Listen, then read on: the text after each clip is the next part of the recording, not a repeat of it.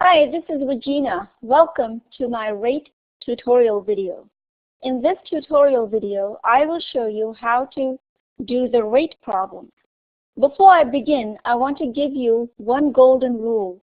Never average averages, rates, or percents.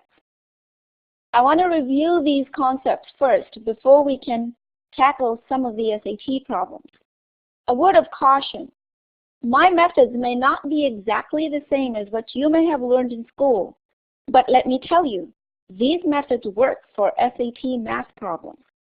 If my methods are familiar, please use this section to review some old skills with math SAT problems. I want to review three sections first: percents,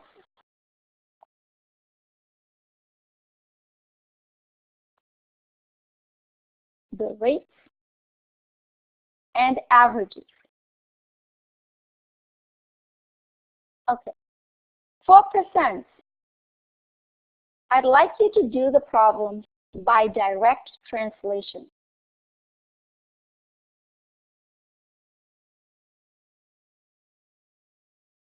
So remember what the word percent means. Per cent.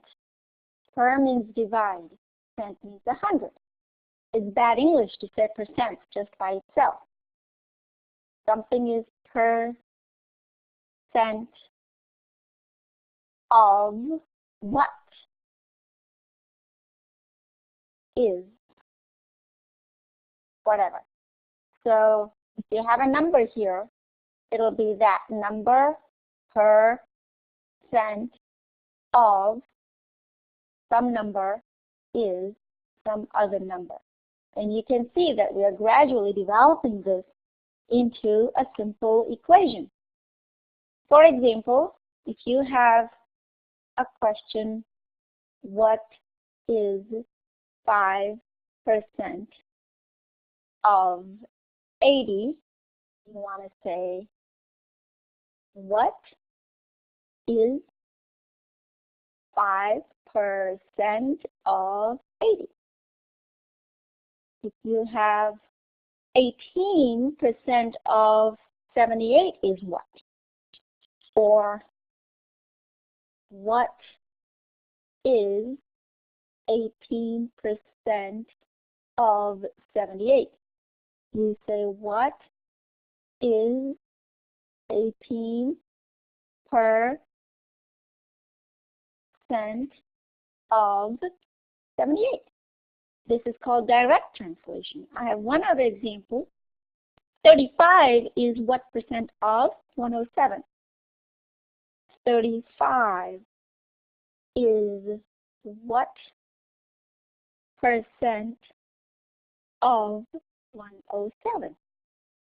35 is what percent of 107?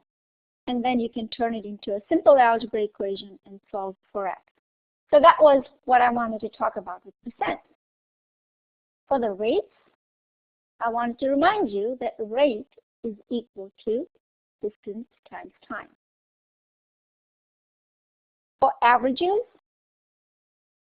I wanted to remind you that an average is the total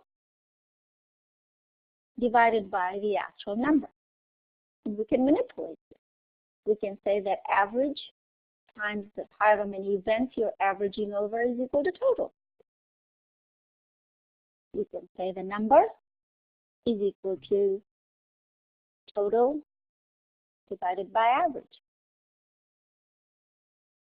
Now what I've seen, which I think is really cute and a great visual, is this.